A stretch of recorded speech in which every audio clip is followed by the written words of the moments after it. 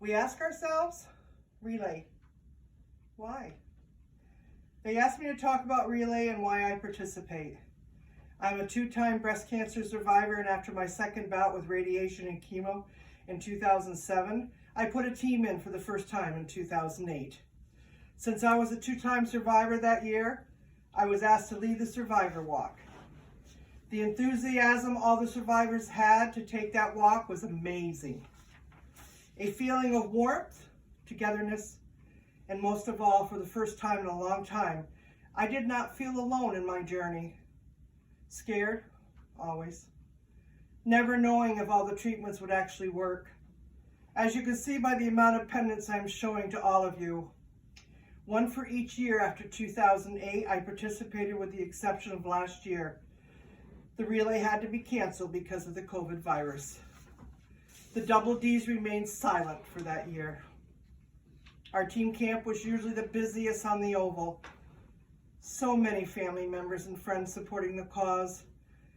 A need to find a cure so others could celebrate more birthdays. Each year we all look to the sky as the balloons are let go at the end of the survivor walk. Do you remember the feeling that passes over you? One that's hard to describe. Tears? Of course. Don't feel embarrassed that they show up and shed. The relay committee is now on their way to keeping the evening busy with music and games for all.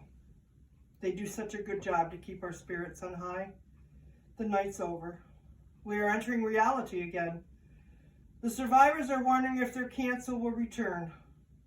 The newly diagnosed are thinking if they will actually get through all the treatments and be here for the next year's relay. The caregivers are wondering who will be next that they will hold hands with to help a loved one get through this journey. My mother, Dolores Durkin, passed away at age 90 on December 2nd, 2020, very short time ago. She was taking chemo treatments for lymphoma cancer that again had returned. I, along with 7 other siblings, took care of her until the end for the 11 years she fought.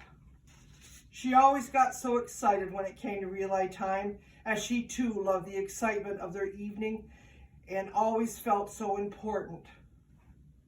The first year my mom fought her battle was 2009. She stayed with me as I was one that knew how she was feeling. I would get up in the middle of the night and she would be sitting in her chair scared and crying. I'd go to her and ask why and assure her she would survive.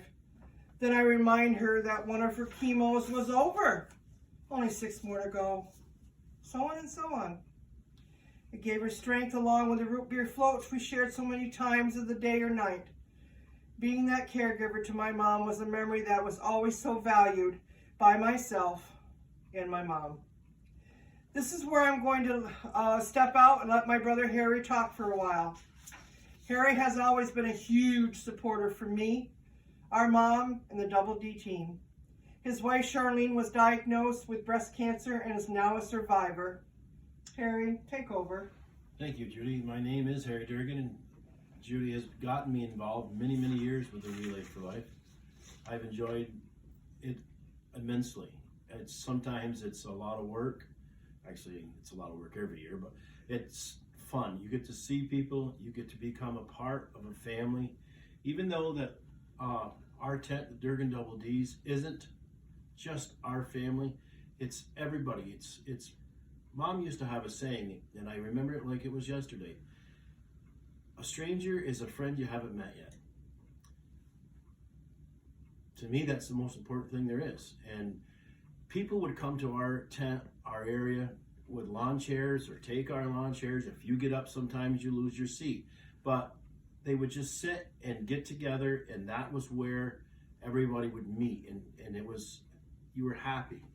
Cancer isn't always happy, of course, for people. And I used to bring my wife, Charlene. She had her treatment for her breast cancer. And probably the hardest thing you can hear out of a doctor is you have cancer.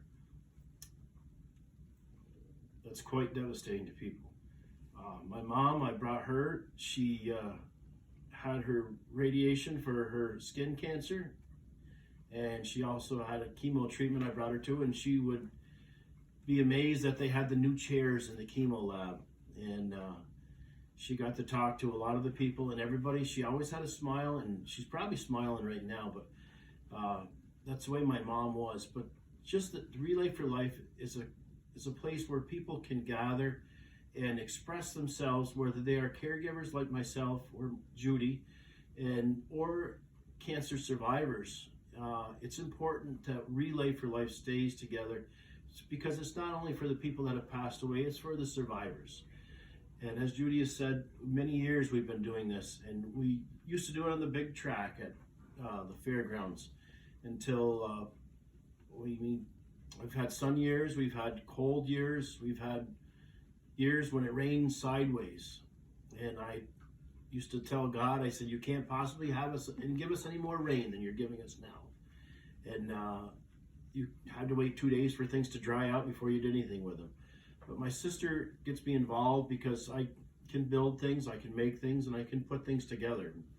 Our tent, which is a carport in the wintertime for our house, but becomes the Relay for Life tent, and I put it up for many years, and I've had many of them. And this is a sign that I made for the Relay for Life and for Judy. And it's not only for the people that have passed away, it's for the people that are surviving. It's a cancer sign in remembrance of and appreciation of those that are still alive. And what we fight for, every year we fight for people. People ask me why I do Relay for Life. Why do I raise money for Relay for Life? It's simple. Even $1 that I raise, if that goes towards the development and research for cancer to find that cure, I am more than happy. And that's what everybody strives for, is a cure for cancer. And it also does is it brings people together, the new people that have cancer that don't know where to go. We've been to events before where people have come to me and go, how do I become a booby sister? Or how do I get involved with the Relay for Life? It's very simple, because you bring people in that feel like they're outside, like they don't have anybody. That's important for people. And I've enjoyed that for many years, helping out and doing what I can. And my mom was a focal point for us for many years, and she still is, and I think she's going to be for many more years to come, because the smile that she had was awesome. And this is pictures that I had made for the family, and I had done something for Mom, but she passed away in the first part of December. So, but it's remembrance of those that we love, and it's also for those that we care for now. And never give up hope, always strive. I mean, the Relay for Life Committee and the people that work for those, whether they are paid or just volunteers, I'm humbled by what they do. I'm humbled by how they keep their energy up. I know coffee's a big part of the scene, but these people are just like Roger Rabbit all the time, moving and moving. And I don't know how they can do that. When we had the Relays for Life the first time, you actually were overnight. You started in the afternoon, and then you went all the way till the next morning at 7 a.m. And these people were just as spirited at 7 a.m. as they were at 5 o'clock in the afternoon. And me, I was just like, I was ready to go to bed.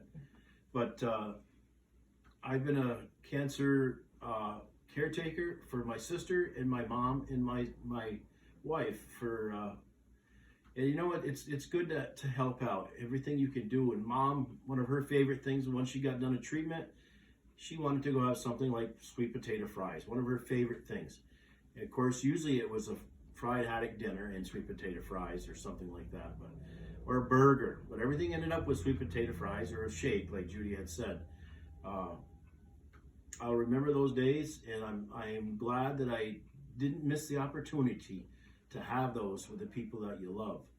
And every year I look forward to seeing people for the Relay for Life, because it's still a big part of my family, whether they're new or whether they're old. It doesn't matter. You're still part of our family, and anybody's welcome at our tent, the Durgan Double D's. Thank you. Judy? Thank you, Harry. Is Relay worth it? Absolutely. It gives you a huge family you can look forward to seeing every year. Hopefully the faces are the same. Wondering where that person might be if you don't see them on the track. The new survivors are shown support they did not realize existed. Be hugged. Be loved. Stay connected so a cure will finally be found. With the money that is raised each year at this event, hopefully it'll find a cure.